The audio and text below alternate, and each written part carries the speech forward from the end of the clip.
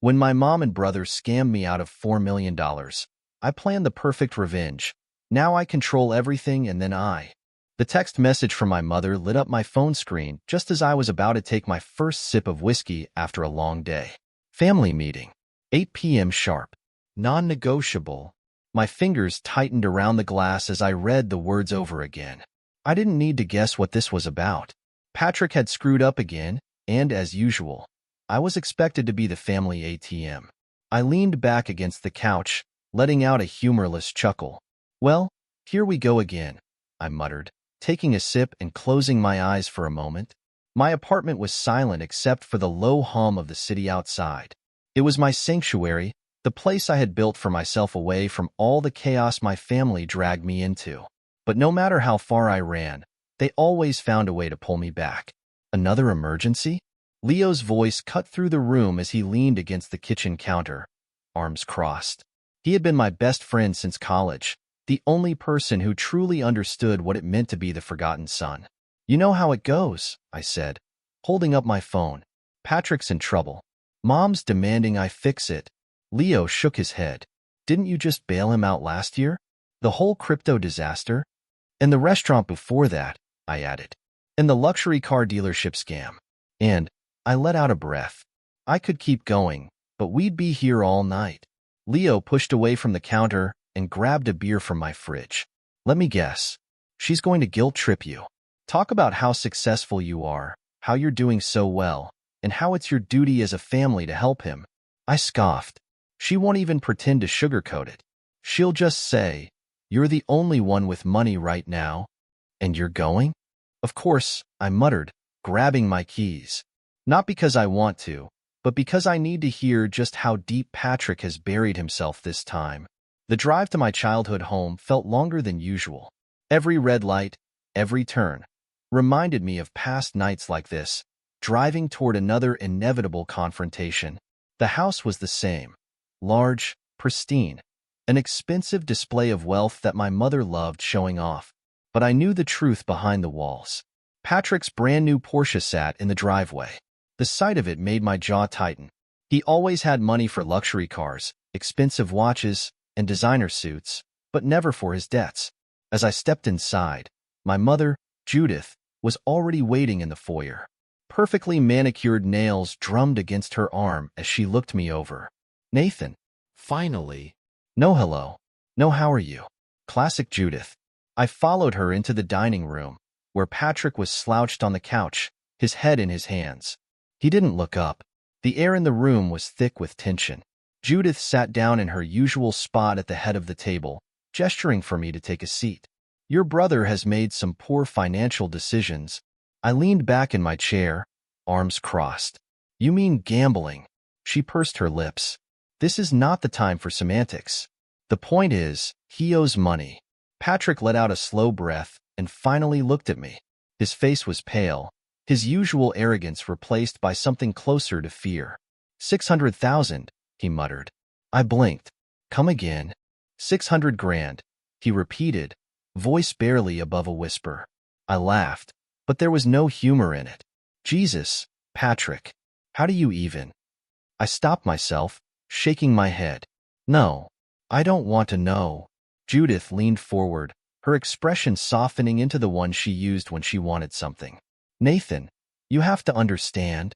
No, I cut her off. I don't have to understand anything. Patrick ran a hand through his hair. Nathan, please. This isn't just about money anymore. I'm in trouble. I studied him for a long moment. His hands were shaking. His usual bravado was gone. Loan sharks? I asked quietly. Judith flinched, but Patrick nodded. I sighed and ran a hand over my face. Mom, how much do you still have in savings? She didn't answer. Your retirement fund? I pressed. Still nothing. I exhaled sharply. Gone, isn't it? Judith lifted her chin. We used it for your brother's previous situation. I clenched my fists. And Dad's inheritance? Patrick looked away. My stomach sank. Tell me you didn't. Judith's voice was eerily calm. Patrick needed it more at the time. I closed my eyes, forcing myself to stay composed. When I spoke again, my voice was deadly quiet. You used the money Dad left for me, specifically for my future, to pay off Patrick's gambling debts? Judith reached across the table, her voice gentle, like she was talking to a child. Sweetheart, you have to understand. I pulled my arm away. No. What I understand is that you expect me to fix this. Again. How much this time? Judith hesitated before answering. Your entire salary for the next 3 years should cover it. I let out a breathless laugh. 3 years? Are you serious? Judith's expression turned cold. This is what family does. We help each other. I stood up. Funny how family only ever means me helping him. Patrick grabbed my wrist. Nathan, please. I swear, this is the last time. I yanked my arm away. That's what you said last time. And the time before that. Judith's voice sharpened. Nathan, sit down. We're not finished. I met her gaze, my own steel hard. Yeah, we are. She stood, her chair scraping against the floor. You're turning your back on your brother? You'd let him be destroyed by criminals? His life is his responsibility, not mine. She shook her head in disgust. Your father would be ashamed of you. That hit harder than I expected. I swallowed down the anger burning in my chest. I turned to Patrick, whose face was desperate, pleading. You want my help? My voice was quiet but firm. Then here's the deal. No more gambling. No more handouts. And no more lies. Judith scoffed. And what do you expect him to do? Get a job? I gave Patrick a hard look. Exactly. Patrick's eyes flickered with something. Shame, maybe. Or realization. Judith's voice rose. Nathan, don't walk out that door. I grabbed my coat. Watch me. As I stepped outside, the cold air hit me like a slap. My hands were shaking, but for the first time in years, I felt something close to freedom. I pulled out my phone and dialed Leo. Well, he answered. I exhaled slowly. It's time. Leo chuckled. So you're finally making your move? I stared up at the night sky, determination settling in my chest. Damn right I am. The next morning, I sat in my office, staring at my phone. 17 missed calls. 12 from my mother. 5 from Patrick. A few unread texts, all variations of the same demand. Come back. Fix this. Be a good son. I tossed the phone onto my desk, rubbing my temples as Leo strolled in, a coffee in each hand. He placed one in front of me and leaned against my desk, sipping his own. So, how bad was it? I let out a slow breath. Worse than I thought. Patrick owes 600 grand. To loan sharks. Leo let out a low whistle. Damn. And mommy dearest demanded my salary for the next 3 years. Like it was the most reasonable request in the world. Leo laughed, but there was no humor in it. Let me guess. You said no, and now you're the villain. Bingo. He shook his head. So what's the plan? I picked up my phone and opened my banking app, scrolling through a list of investments. You remember when you told me, years ago, to make sure I protected my assets? That if I ever planned to help my family, I needed leverage? Leo's eyebrows lifted slightly. Yeah.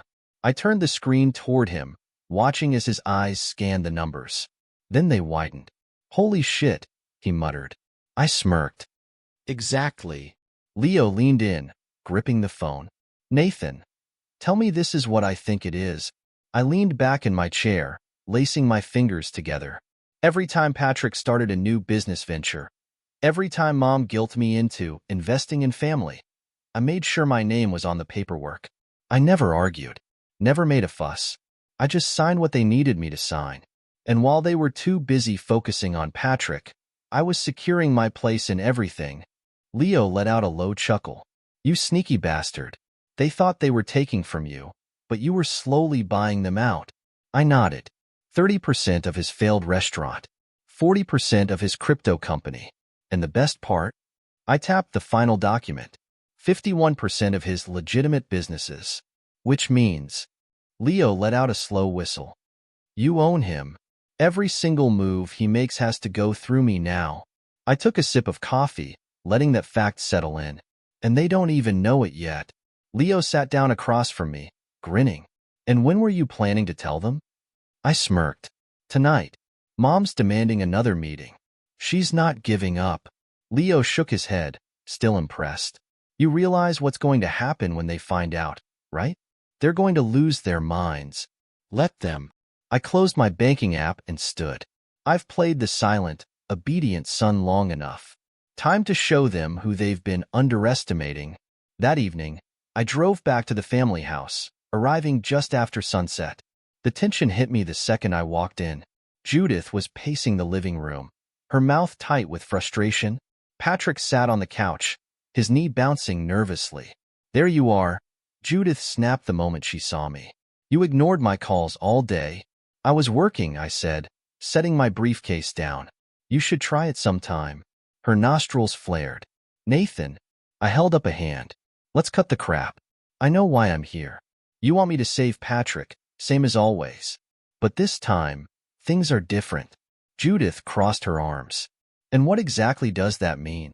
I pulled out a set of documents and placed them on the coffee table. It means that every time I helped Patrick, I wasn't just handing out money. I was securing ownership. Patrick frowned. What the hell are you talking about? I slid the first document forward. The restaurant. The one that tanked last year? I own 30% of it. Patrick grabbed the paper, scanning it with wide eyes. No, this isn't. Oh, it's real, I said, sliding over another. And your crypto company? 40% mine. Judith snatched the papers, her hands shaking as she read. This isn't legal. You tricked us. I let out a cold laugh. No, Mom. I did exactly what you always taught me to do. I looked out for myself. Patrick's face turned red. So what? You think that makes you the boss of me? I slid over the final document. Actually, yes. Because I own 51% of your current business ventures. Which means I control everything you do. Silence. Judith looked up, her face pale. You planned this. I nodded. For 3 years. Patrick slammed a fist onto the table. You backstabbing. No. I interrupted, standing. That's what you and Mom did to me when you stole my inheritance. This is me finally playing the game you both forced me into. Judith clenched her jaw. So what now? You want us to beg? To grovel? I leaned in slightly, voice calm. No. I want Patrick to go to rehab. Real rehab. 6 months minimum. No more weekend retreats that you pretend are treatment. Patrick scoffed. You can't make me. I smirked. Actually, I can. If you refuse, I'll have you removed from all company operations due to financial mismanagement. Judith's mouth fell open. You wouldn't. Try me, I said smoothly. Patrick looked at me, truly seeing me for the first time. Why are you doing this? He asked quietly. I sighed. Because, despite everything, you're my brother. And I'm done watching you destroy yourself. Judith's hands balled into fists. And what about me? What do you expect me to do? I slid the last set of papers across the table. Sign over your power of attorney to me. Until all debts are settled, you don't make a financial decision without my approval. Her face twisted in fury. You manipulative little. Careful, I warned. Because if you refuse, I'll walk out that door, hand over the financial records to the authorities, and let them deal with Patrick's fraud. Patrick's head snapped up. What? I smiled. Oh, did you think I didn't know? You've been using company funds to cover your debts. That's called embezzlement. And it's a federal crime. Judith's voice shook. Nathan, please. I leaned forward. Now you want to beg? After all these years of telling me to help the family? No. You're signing the papers or I walk. Patrick swallowed hard. If I go to rehab, do you swear you'll fix this? I met his gaze. I'll handle the debts. I'll keep you out of prison. But you need to actually change, Patrick. A long silence stretched between us. Then, finally, he nodded. Okay, I'll do it. Judith still hesitated. And me. I exhaled sharply. Sell the house. Downsize. You're living in luxury while drowning in debt. Her face fell. I can't. Then get ready to lose everything. She closed her eyes, breathing heavily. When she opened them, I saw something new. Defeat. Fine, she whispered. I gathered the signed papers and stood. Then we're done here. As I walked out, my phone buzzed. A message from Aunt Eleanor. Come over tomorrow. There's something you need to know. I frowned, sliding into my car. Something told me this wasn't over. Not by a long shot. The next morning, I parked outside Aunt Eleanor's house, gripping the steering wheel for a moment before stepping out. Unlike my mother's mansion, Eleanor's home was warm, lived in, and comfortable. The kind of place where you could actually breathe. She was already waiting for me at the door, holding a cup of coffee in one hand and a thick envelope in the other. "You look like hell," she said, handing me the coffee as I stepped inside. "Family meetings tend to have that effect," I muttered, taking a sip. She nodded knowingly and motioned for me to sit at the kitchen table. "You did it, didn't you?" I met her gaze. "Yeah. Patrick's agreed to rehab. Mom's signing over control of her finances. The house is going up for sale." Eleanor studied me for a moment before sliding the envelope across the table. "Then it's time you see this." I hesitated before picking it up. "What is it?" She leaned back in her chair. "Your father left it with me before he died. Told me to give it to you when the time was right." My pulse quickened as I opened the envelope. Inside was a stack of documents, bank statements, legal papers, and at the very bottom, a letter in my father's handwriting. "Nathan, if you're reading this, it means your mother has done exactly what I feared she would. I knew she was siphoning money from your accounts even before I got sick.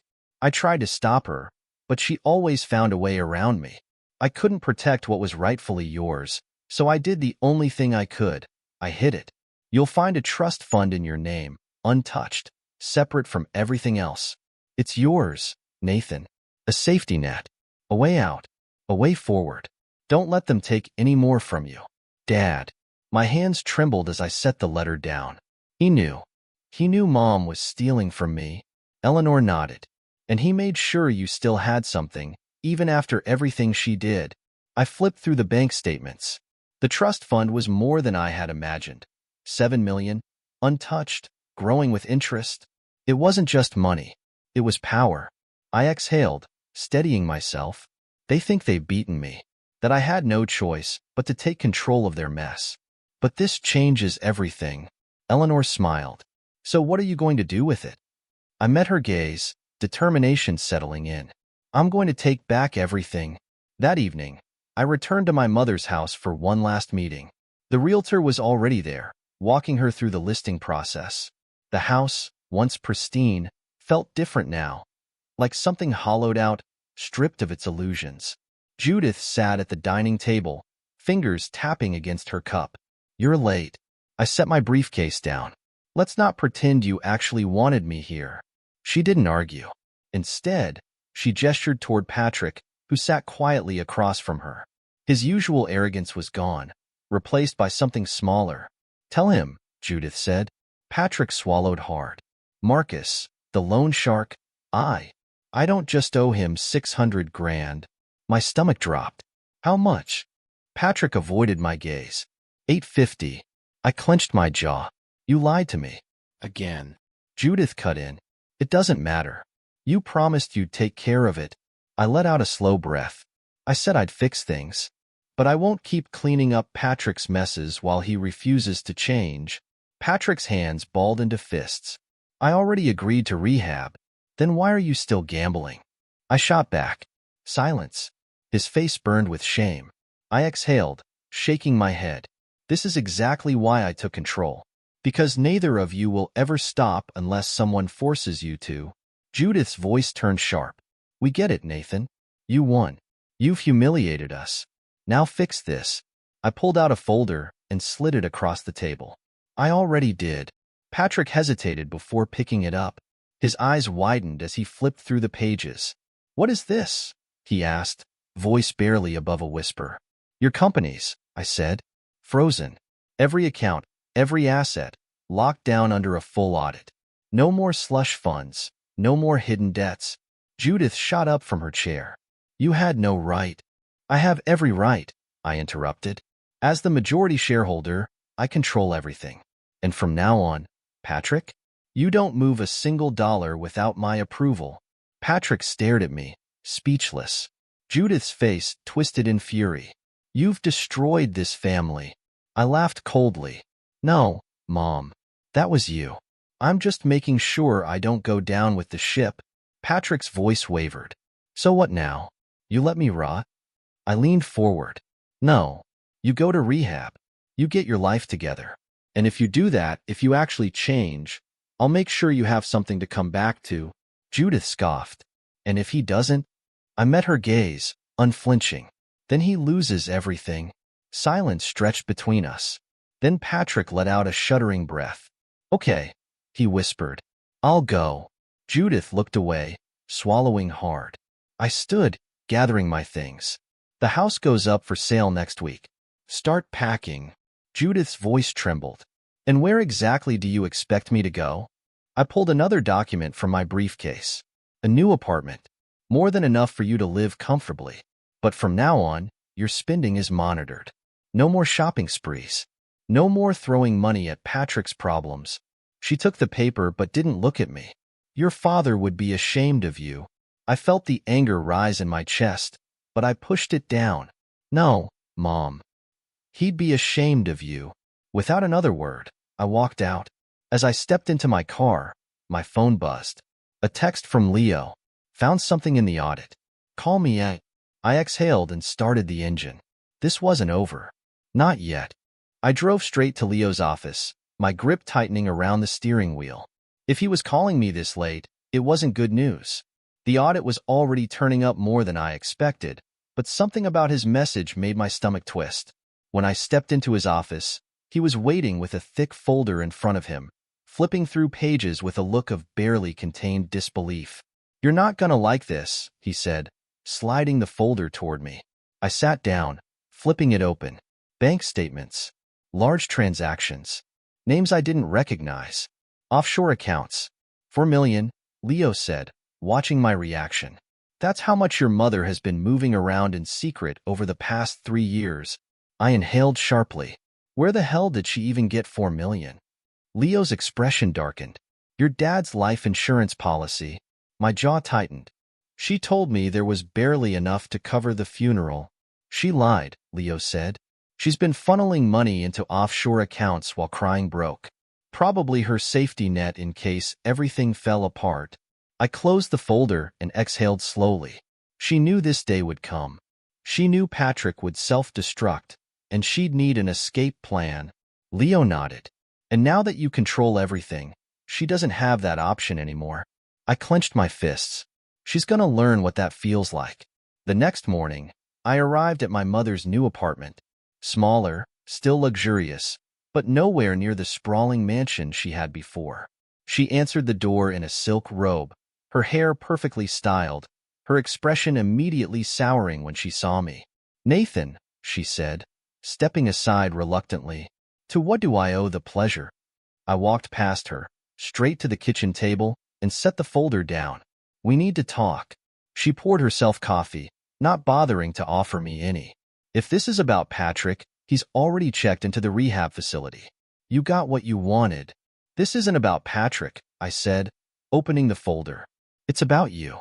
And the 4 million you've been hiding. Her hand froze halfway to her coffee cup. Excuse me? I slid the documents toward her. The offshore account in the Cayman Islands. The money you siphoned from Dad's life insurance policy. You told me we barely had enough to bury him, but you had 4 million tucked away for yourself. Her face paled slightly, but she recovered quickly, setting her cup down with a controlled breath. I was protecting myself. I let out a hollow laugh. From what? Consequences? She lifted her chin. I knew one day Patrick's problems would become too big, that I'd need a safety net. I did what I had to do. I leaned forward, voice low. While you let him burn through my inheritance. While you threw every last cent at his gambling addiction. You don't get to play the victim here, Mom. Her lips pressed together in a thin line. So what now? You want me to beg for forgiveness? No, I said, pulling out another set of papers. I want you to sign over every last cent of that account. You don't get a secret stash while I clean up this mess. She stared at the papers, her hands tightening into fists. You would do this to your own mother? I met her gaze without flinching. You did it to me first. Her nostrils flared, but she snatched a pen off the counter and started signing. All of it, I reminded her. No hidden accounts. No backup plans. You live on what's in the trust, or you live with nothing. She slammed the pen down and glared at me. Your father would be disgusted. I slid the papers back into the folder and stood. No, Mom. He knew exactly what kind of person you were. That's why he left this for me. Her face twisted, but I didn't wait for another argument. I walked out, closing the door behind me. As I stepped into the hallway, my phone buzzed. A message from Patrick's counselor. Patrick has agreed to the full program, including family therapy. First session is next week. I stared at the message for a moment, then let out a slow breath. Maybe, just maybe, this wasn't all for nothing. A week later, I parked outside Patrick's rehab facility, gripping the steering wheel for a moment before stepping out. The place looked more like a resort than a treatment center. Pristine gardens, large glass windows, a calm atmosphere that felt almost too perfect. I had been waiting for this visit, not sure what to expect. When I walked into the visiting area, Patrick was already sitting at one of the tables, his hands folded in front of him. He looked different, thinner, a little worn, but there was something else too. A clarity in his eyes I hadn't seen in years. You actually showed up, he said as I sat down across from him. I smirked. Had to see if you were actually doing the work, or just treating this like another vacation. Patrick chuckled, shaking his head. Not this time. I pulled a folder from my bag and slid it across the table. Your debts. Settled. The house sale and Mom's offshore account covered most of it. You don't owe Marcus or his guys anything anymore. He exhaled sharply, his hands tightening around the folder. How? I leaned back. Mom's secret stash was a good start. The house sale covered the rest. Everything is under strict control now, including her finances. She gets a fixed allowance, no access to lump sums. The days of her bailing you out are over. Patrick nodded slowly, absorbing it. And Mom? She's adjusting. I thought about our mother, now living in a modest apartment, stripped of her luxury and control.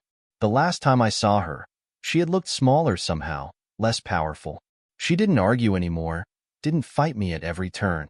Maybe, in her own way, she was coming to terms with the damage she had caused. Patrick rubbed his hands together, glancing away.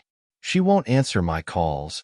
She needs to detox from you, same as you do from gambling, I said simply. Her addiction was enabling you. That's not something she can break overnight. He sighed, nodding. Yeah, I get that. A counselor approached the table. Patrick, your group session starts in 5 minutes. Patrick stood but hesitated before leaving. There's something else you should know. I frowned. What? He reached into his pocket and pulled out a familiar object, setting it on the table between us. Dad's pocket watch. I stared at it, then back at Patrick.